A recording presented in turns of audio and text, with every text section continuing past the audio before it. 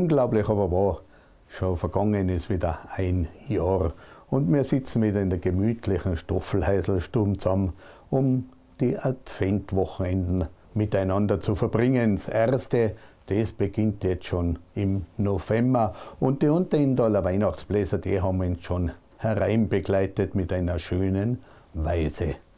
Mir soll's anders heißen, als wir aufs Christkindl freue mich, das Stickel, was sie uns gebracht haben.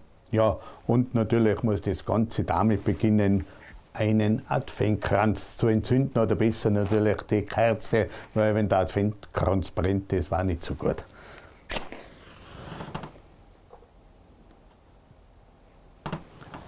So, die erste Kerze brennt und wie es aber ist, und ich habe auch für heute natürlich ein Gedicht ausgesucht. Wieder einmal von der Bertha Margareta. Vor 101 Jahren ist sie auf die Welt gekommen, der Wildschenau, und bei uns in Reitau hat sie gewohnt. Und sie hat geschrieben über Zufrieden, was eigentlich jetzt um die Zeit besonders wichtig war. Zufrieden. Ein Ofen im Winter, der recht gut harzt. Ein Speck zu der Jausen, der richtig gut borzt. Ein Dach übern Kopf und er stepfig genug. Kein Frieren und kein Hungern, dann ist Meereste gut. A gesund, da ich mir wünschen, dass gar nie weit feit und für die ärgste Not a bissl Geld. A Platzl zum Rosten, an Frieden im Haus, mit Leid, die's gut meiner, is Beste nur draus.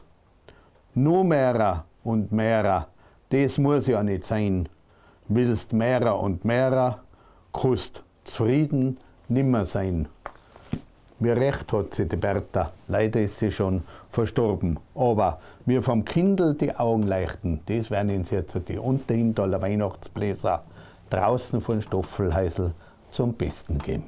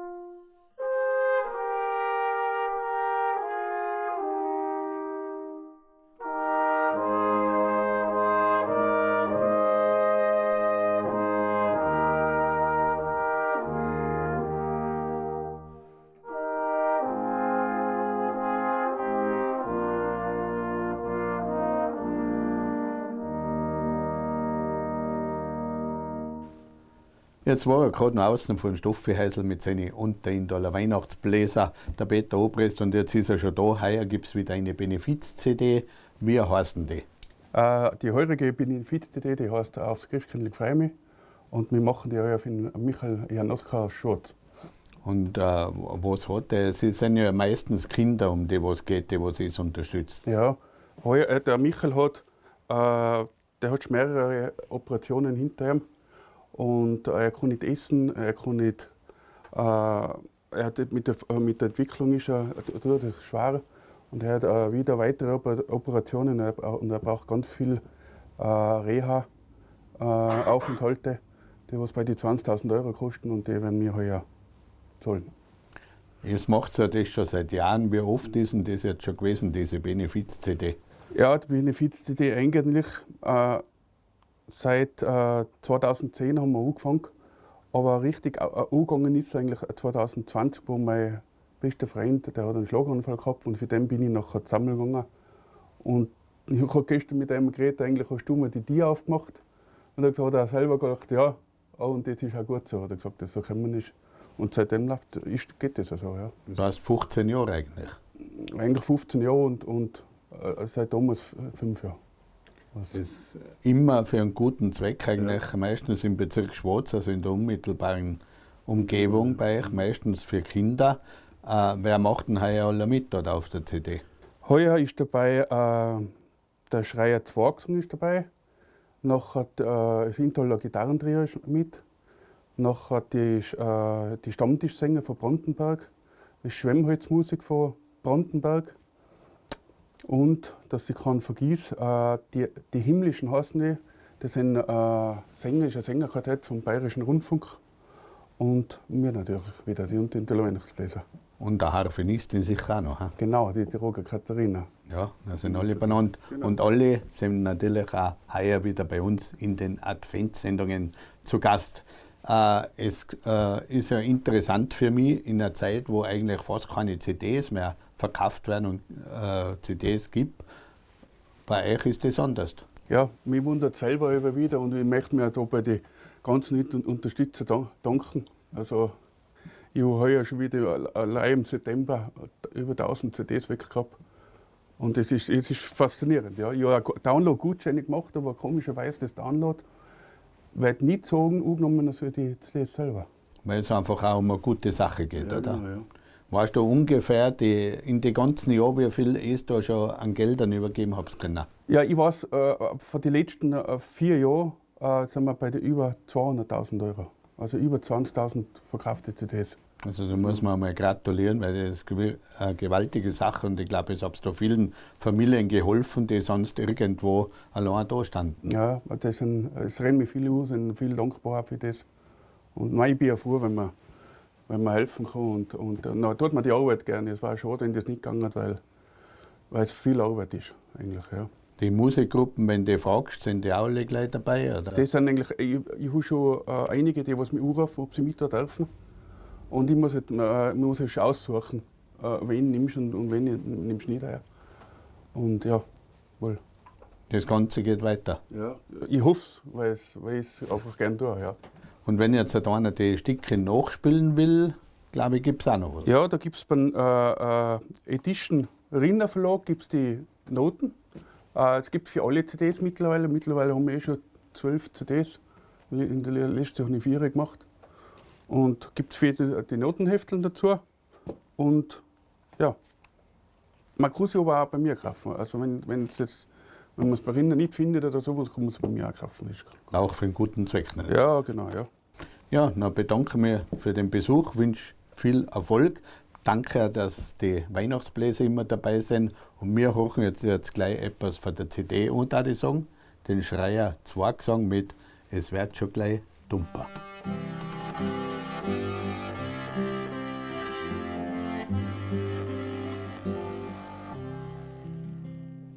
Es wird schon gleich dumper, es wird schon gleich noch. Drum komm nicht zu dir her, mein Heiland Hauptwacht.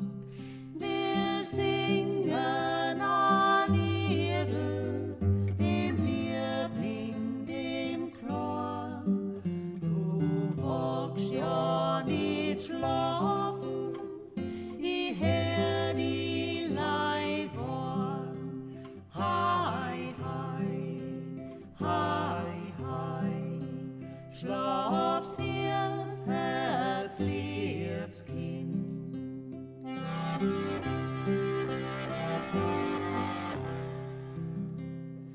Vergiss jetzt, o Kinder, dein Kummer, dein Lor, dass du da musst leiden im Scholl auf der Horn. Ist dir ja die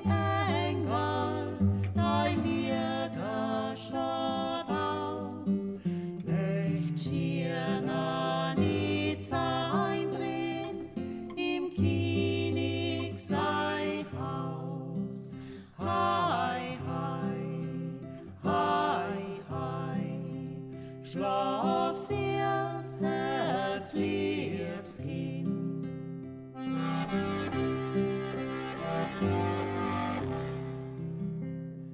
Ja, Kinderl, du bist halt im Krippel so schier, nicht zärmlich und nimmer da weg von dir gehen. Ich wünsch dir von Herzen die süßeste Ruhe, die Engel vom Himmel, die decken die zu.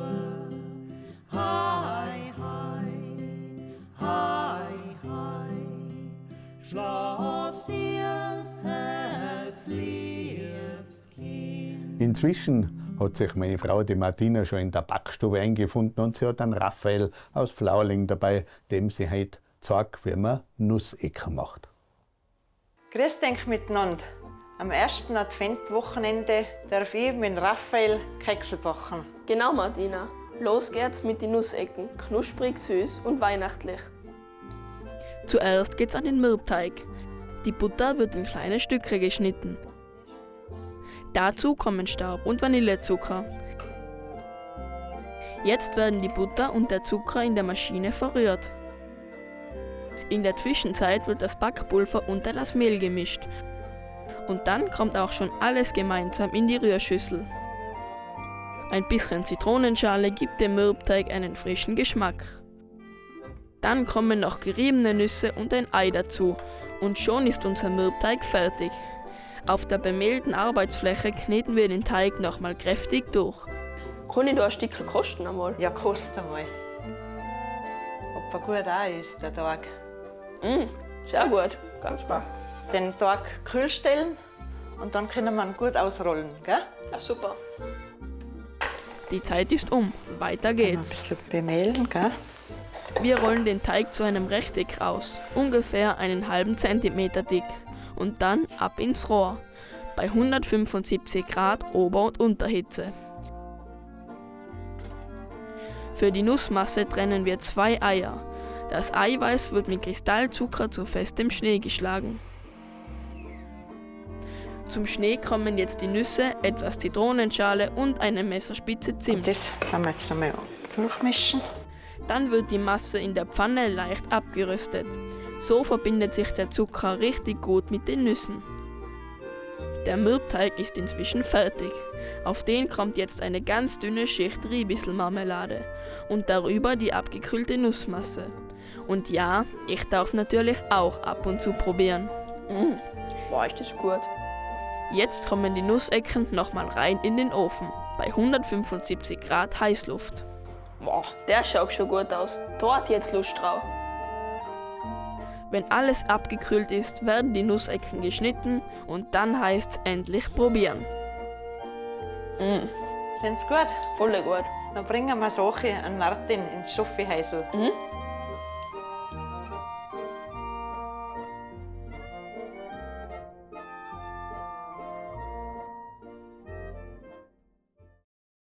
Ja, und da sehen Sie schon die Nussecken von Raphael und von der Martina. Wunderbar schauen sie aus. Und da hinten, da wird schon Schwemmholz, die spielen uns jetzt ein Weiß für die Christina. Und ich werde mir gleich was Süßes gönnen. Wunderbar schauen sie aus. Gut sind sie auch noch hoffentlich. Herrlich.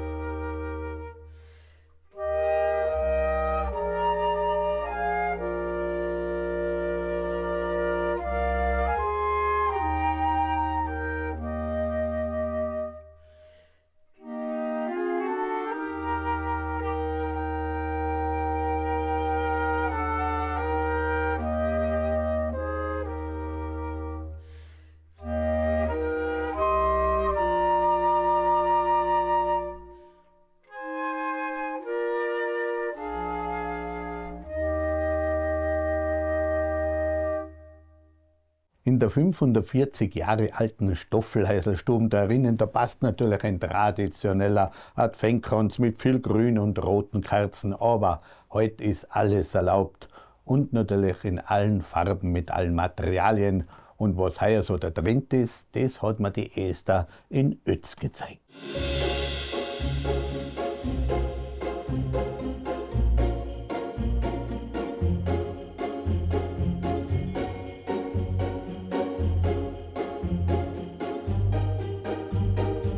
Heute sind wir zu Besuch im Erlebniswerkstattl Ötz und die Esther wird mir ein bisschen was erzählen, weil sie ist der kreative Part da herinnen. Sie macht alles selber. Was sind denn heuer so die Trends zu Weihnachten und Advent? Also es gibt natürlich Trendfarben, wie jetzt zum Beispiel Grün, Grüntöne, dann auch Schwarz, Schwarz in Kombination mit Gold oder Silber, das ist eine ganz moderne Farbe, Klassiker wie Rot, aber natürlich auch Silber, Silberweiß, da gibt es einiges zum Sehen. Was hast du denn heuer alles so bastelt? Vor allem Adventkränze und zwar ganz spezielle Stückchen. Die werden dann von uns wirklich selber hergestellt, also vom Kranz selber, von der Unterlage bis zur Bestückung. Und das Besondere daran ist, wir verwenden eigentlich nur Materialien, die haltbar sind. Das heißt, der Kranz ist ziemlich nachhaltig und kann man jederzeit oder jedes Jahr wieder verwenden. Man muss einfach die Kerzen neu bestücken. Jetzt sehe ich da verschiedenste Materialien, unter anderem auch Perlmutt, glaube ich, habe ich da gesehen. Genau, also wirklich ausgefallene Stücke, auch mit Perlmuttscheiben zum Beispiel oder veredelte Holzartikel, gell? Also die werden dann speziell besprüht, bemalt, einfach veredelt, also da gibt es schon ganz ausgefallene Geschichten.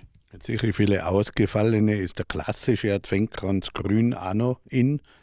Also grün heuer ganz besonders. Da geht es vom Lindgrün bis ins schöne, dunkle Tannengrün. Das ist also wirklich ein großes Thema. Und auch, wie gesagt, nach wie vor Rot. Rot wird immer dabei sein zu Weihnachten. Also Rot ist ein Klassiker. Also bei mir muss Rot und Grün sein. Schwarz, Silber, Weiß, wer kauft sowas? Also mir selber gefällt es nicht, aber da wird schon eine gewisse Klientel sein, also die was sowas will. Auf jeden Fall. Also das sind ganz beliebte Farben, das sind halt so Trendfarben, sehr beliebt bei den jüngeren Kunden, muss ich sagen. Wenn man jetzt auch anschaut, wie jetzt heutzutage die Häuser gebaut werden, wie der Einrichtungsstil ist, da geht es sehr ins anthrazitfarbene, schwarze und das spiegelt sich halt natürlich bei der Dekoration wieder. Apropos Dekoration, jetzt haben wir Adventkranz und Christbaum. Aber was sind sonst so Deko-Sachen, Sterne oder was? Gibt es da was Besonderes heuer? Natürlich Christbaumschmuck in allen Varianten nach wie vor. Und was ich dazu sagen muss, ist auch sehr beliebt, einfach beleuchtete Objekte. Gell? Also vom großen beleuchteten Christbaum bis hin zu kleineren Accessoires zum Aufhängen, Kugeln zum Beleuchten. Also ist sehr beliebt, vor allem natürlich jetzt in der Zeit, wo es eher dämmert. Da wird es schon ganz gern eingesetzt. Ich bedanke mich für den Einblick, wünsche noch einen schönen Advent, frohe Weihnachten.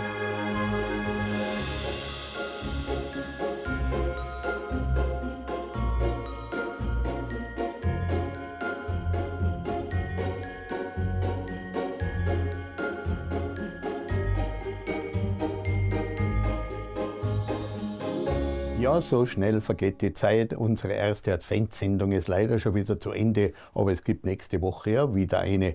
Wenn wir schon von der Zeit reden, was wäre Zeit ohne einen Kalender? Heute müssen wir alles nach dem Kalender planen. Und ich habe einen alten Rhein-Michel-Kalender bei mir im Archiv gefunden von 1925, also genau 100 Jahre alt. Ganz interessant, was da alles drinnen steht. Und damals haben die Leute noch mehr Zeit gehabt zum Lesen anscheinend.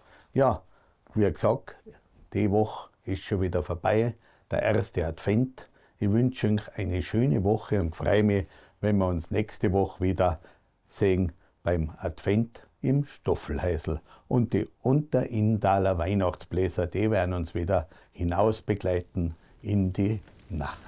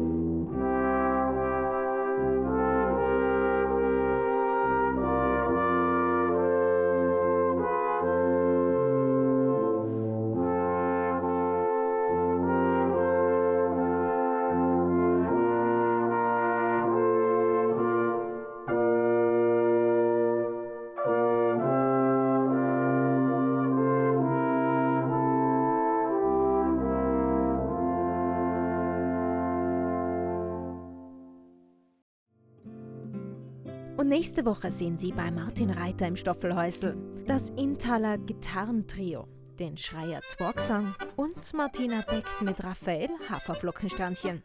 Schalten Sie ein. Wie schmeckt's? Wunderbar.